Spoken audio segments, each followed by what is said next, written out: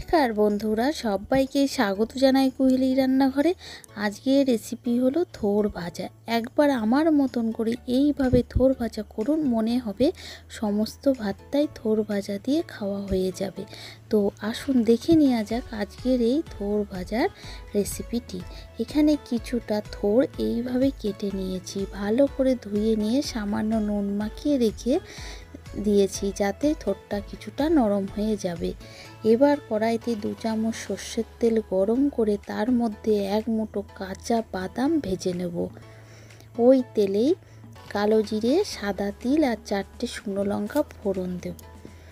একটা মিডিয়াম সাইজের টমেটো ছোট ছোট করে টুকরো করে কেটে নেওয়া সেটা দিয়ে দেবো। 1 চামচ নুন দেব যাতে টমেটোটা নরম হয়ে যাবে। 1 চামচ ধনে গুঁড়ো দেব, দিয়ে 2 চামচ আদা বাটা দিয়ে ভালো করে কষিয়ে নিয়ে থোড়গুলি দিয়ে ভালো করে মিশিয়ে নেব।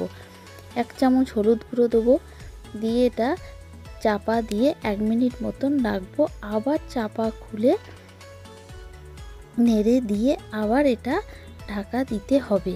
এটা চাপা দিয়েই রান্না করতে হবে। এবার এর মধ্যে 4 মগজ ও কাজু বাদাম বাটা দিয়ে ভালো করে মিশিয়ে নেব। 1 চামচ চিনি দেবো, একটু চাপা দিয়ে হতে দেব। এবার ঢাকা খুলে ভাজা বাদামগুলো দিয়ে নাড়াচাড়া করে একটা পাত্রে ঢেলে ফেলবো। এই থোড় ভাজাটা একদম রেডি। এই থোড় ভাজা ভাতের সঙ্গে পরিবেশন করুন, খেতে অসাধারণ লাগবে। আজকের মতন এখানেই শেষ করলাম। সবাই ভালো থাকবেন, সুস্থ থাকবেন। ধন্যবাদ।